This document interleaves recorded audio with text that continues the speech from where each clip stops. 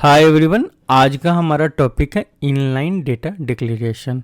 आप inline data declaration कैसे करोगे। यहाँ पे मैंने बहुत सारे वीडियोज डाले हैं, उसमें आपको इनलाइन कैसे आप वेरिएबल बनाओगे, कैसे आप कोई स्ट्रक्चर बनाओगे, कैसे आप कोई टेबल बनाओगे, मैंने बहुत सारे वीडियो में बताया है। प्लस कैसे आप फील्ड सिंबल असाइन करते हो, कैसे आप सिलेक्ट क्वेरी से इनलाइन मेथड से डेटा रिट्रीव करते हो। तो यहाँ पे हम आपको बताने वाले हैं कि जैसे सपोज हमारा जो पुराना इनलाइन से पहले जो हमारा स्क्रिप्ट चल रहा था और अभी इनलाइन आने से हमें क्या क्या बेनिफिट हुआ है, हम वही देखने वाले हैं इस वीडियो में आज। अब यहाँ पे इनलाइन डेटा के बारे में देखने के लिए हम क्या करते हैं, सिंपल सा पहले SC38 में चलते हैं।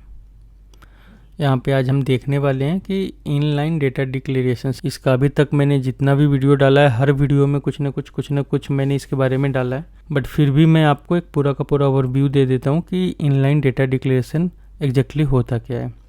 सबसे पहले हम आते हैं सिंपल सा कि आपको कोई भी एक वेरिएबल डिक्लेयर करना है तो आप क्या करते थे, पहले हम क्या करते थे, डेटा कीवर्ड लेते थे एलवी नेम टाइप।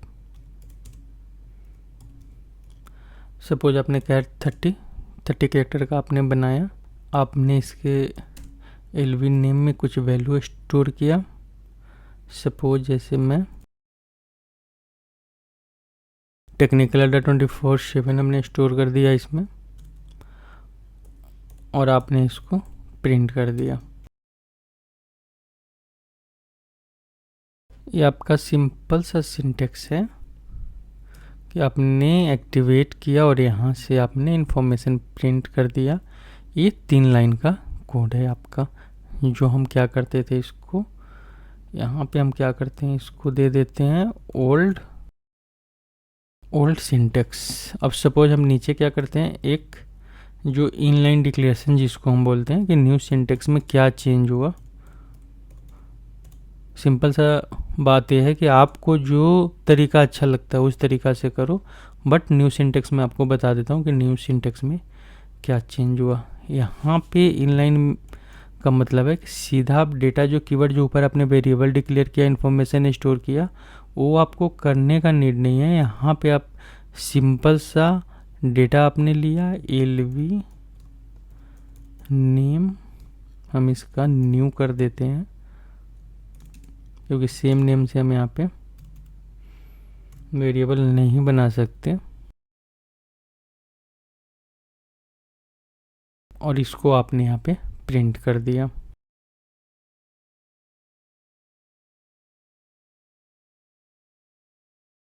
मतलब यहाँ पे सिंपल सा क्या हो गया कि आप दोनों मेथड सेम ही है। ऊपर आपने क्या किया, एक वेरिएबल क्रिएट किया कैरेक्टर 30 का, फिर आपने उसमें वैल्यू स्टोर किया और आपने उसको वहाँ पे प्रिंट किया। नीचे हमने क्या किया, जिस टाइम में हमें नीड था। अब यहाँ पे क्या है कि सपोज हमने वेरिएबल बना तो लिया, हो सकता है वेरिएबल का सपोज आपने 10 वेरिएबल क्रिएट कर लिया, हो सकता है 2 वेरिएबल का नीड नहीं हो, या हो सकता हो यूज नहीं हो, अनयूज्ड पड़ा हो। तो यहाँ पे आपका क्या होता है कि अगर आपका जब भी आपको नीड है वहाँ पे एक वेरिएबल डायरेक्ट आप इनलाइन क्रिएट कर लो। मतलब आपको कुछ नहीं करना है, डायरेक्ट उसमें वैल्यू असाइन करना है और वैल्यू असाइन करने के बाद आपको उस वेरिएबल अपने आप वो वेरिएबल क्रिएट हो जाएगा। यहाँ पे उस वेरिएबल का यूज आप अपने प्रोग्राम में कर सकते हो। डिपेंड आप पे करता है कि वेरिएबल आपने किस स्कोप में बनाया है। स्कोप का मतलब है कि आपने किसी सब रूटीन के अंदर क्रिएट किया है या आपने ग्लोबल इंक्लूड के अंदर क्रिएट किया है, जो सारे के सारे प्रोग्राम में आपका एक्सेसिबल होगा। तो यहाँ पे डिपेंड आप पे करता है कि आपने वेरिएबल बनाया कहाँ पे है। अब सिंपल यहाँ पे होता क्या था कि सपोज आपको रीड स्टेटमेंट लगाना है। कोई आपका एक टेबल है जिसमें कुछ डेटा है, आपको यहाँ पे रीड टेबल करना है। तो रीड टेबल के लिए आप क्या करते थे, सबसे पहले हम एक लोकल स्ट्रक्चर क्रिएट करते थे। सपोज हमें VBAK से कोई डेटा लेना है और डेटा को हमें शो करना है। तो हम देख लेते हैं कि ओल्ड सिंटेक्स में हम क्या करते हैं। ओल्ड में हम क्या करते हैं, यहाँ पे डेटा कीवर्ड लेते हैं। यहाँ पे हम क्या करते, सपोज हम हेडर टेबल से ही कुछ डेटा ले रहे हैं तो LT VBAK type table of VBAK। यहाँ पे हमने क्या किया, एक इंटरनल टेबल बना दिया। हमारे स्टैंडर्ड टेबल टाइप का। हम क्या करते हैं, इसी का एक लोकल स्ट्रक्चर भी बना लेते हैं। अगर आप टाइप टेबल ऑफ करोगे तो ये इंटरनल टेबल बनेगा, जब आप इसको हटा दोगे तो ये स्ट्रक्चर हो जाएगा। यहाँ पे आपको नेम सेम नहीं रखना है, इसको आप एलएस कर दो।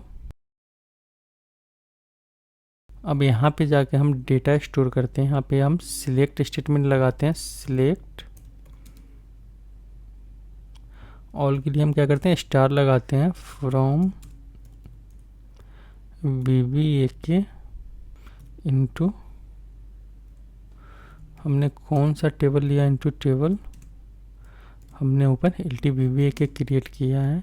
यहाँ पे हम क्या करते हैं, कुछ कंडीशन लगा देते हैं, अप टू 10 या 150 रो लगा देते हैं, अप टू 50 रोज का डेटा हमें चाहिए।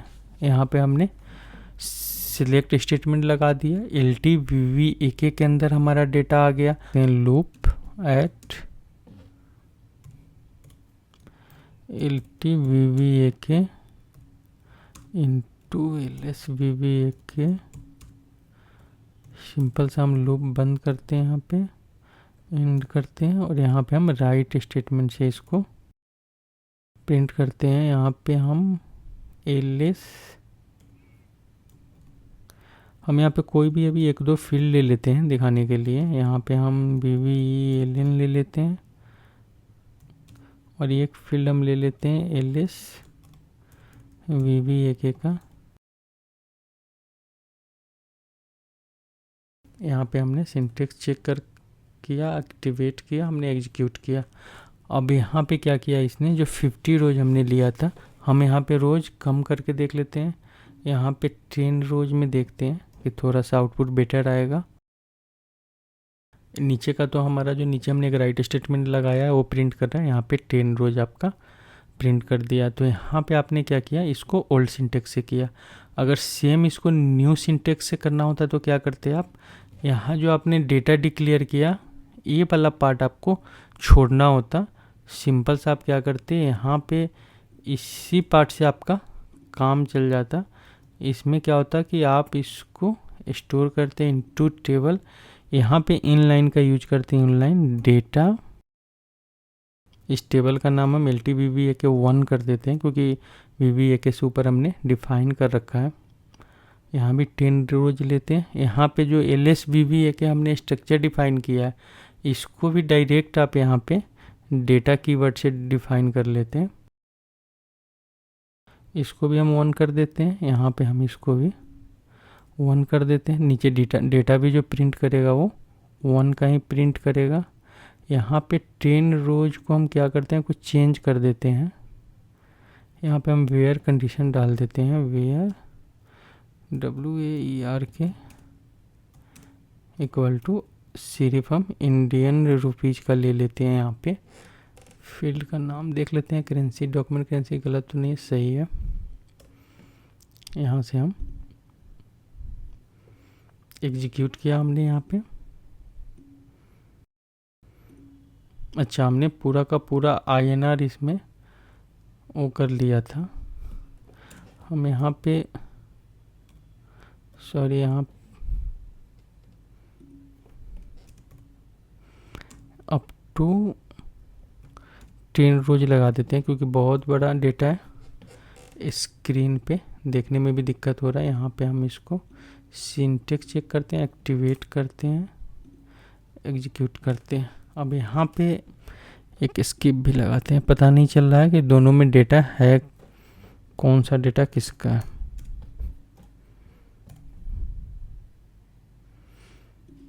कोड को फॉर्मेटेड करते हैं, यहाँ पे हम एक्टिवेट करते हैं, एग्जीक्यूट करते हैं। ऊपर का 10 रोज और नीचे का 10 रोज।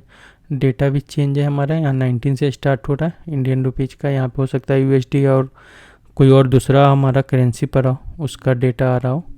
तो इस टाइप से आप क्या कर सकते हो, यहाँ पे न्यू सिंटेक्स आपका, यहाँ पे ऊपर जो आपने डेटा डिक्लेयर किया ये वाला कॉन्सेप्ट आपका ख़त्म कर दिया। यहाँ पे बोल रहा है कि आप डायरेक्ट जिस टाइम में आपका जहाँ भी नीड है आप वहाँ पे डेटा डिक्लेयर कर लो। हमने यहाँ पे डायरेक्ट इंटरनल टेबल डिक्लेयर कर दिया, हमने यहाँ पे डायरेक्ट स्ट्रक्चर डिक्लेयर कर दिया। सेम अगर आप रीड टेबल के लिए करते कि सपोज इसमें से हमें एक रो चाहिए होता, तो आप ऊपर क्या करते, इसी केस के लिए आप यहाँ पे रीड टेबल लगाते हैं। हम यहाँ पे लूप में लगा सकते हैं, हम लूप में नहीं लगाते, हम नीचे यहाँ पे लगा देते हैं रीड टेबल LT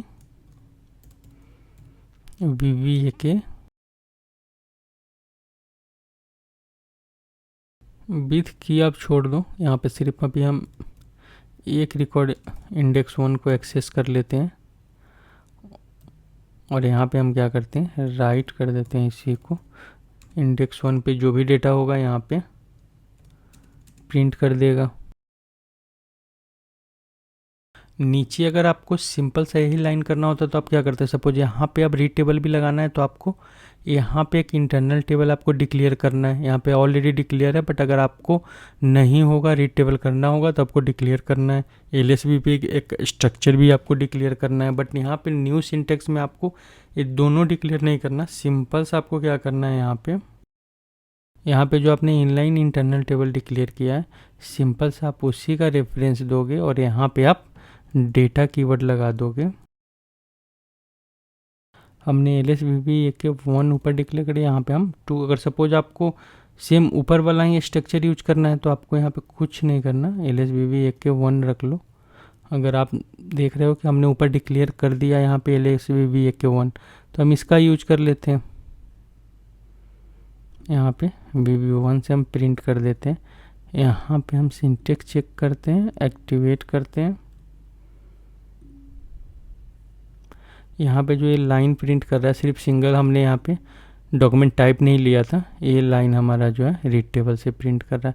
तो यहाँ पे सिंपल सा है कि अगर आपको वेरिएबल डिक्लेयर करना है, डायरेक्ट आपने वेरिएबल डिक्लेयर कर दिया, जो हमने अभी राइट स्टेटमेंट से आपको दिखाया था। यहाँ पे स्ट्रक्चर आपने ऑनलाइन डिक्लेयर कर दिया, आपने यहाँ पे इंटरनल टेबल आपने ऑन गो क्रिएट कर दिया। अगर आपको फील्ड सिंबल क्रिएट करना है तो फील्ड सिंबल भी बहुत ईजी आप यहाँ पे क्रिएट करोगे। सिंपल सा आपका यही लाइन है। आपको करना क्या है, यहाँ पे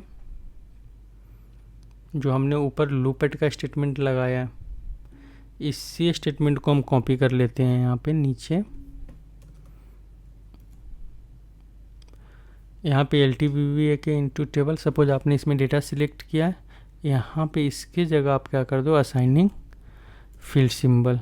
अगर ऊपर में करना होता तो क्या होता, फील्ड सिंबल, यहाँ पे एक आप फील्ड सिंबल क्रिएट करते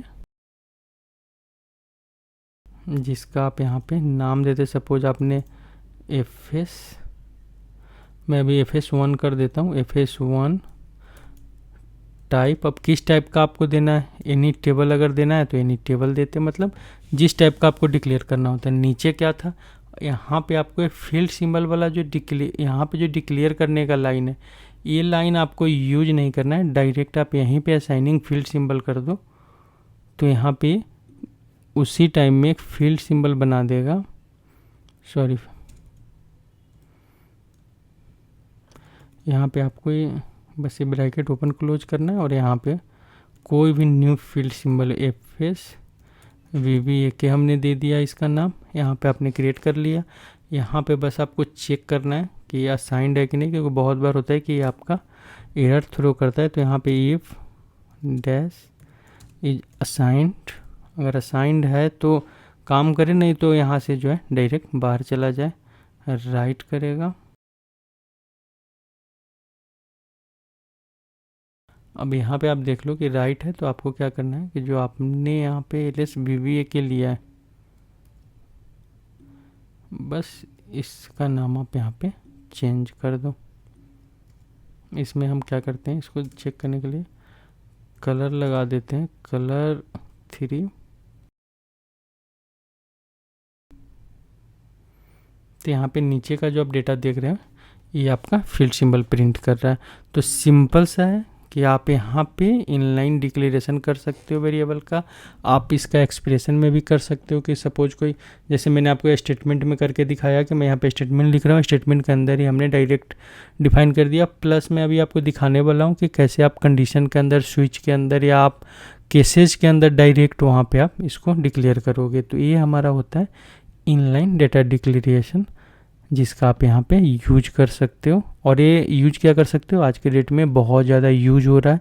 अगर आप अब ऐप में हो तो अब ऐप में आपको ये करना पड़ेगा, क्योंकि पुराना वाला जो क्लासिकल अब ऐप है और उसके बहुत सारे जो मेथड्स हैं, जो पुराना करने का तरीका जिसको हम बोलते हैं, वो धीरे धीरे ऑब्सलेटेड होते जा रहा है। तो आपको यहाँ पे न्यू वाले मेथड के साथ आपको स्विच करना पड़ेगा।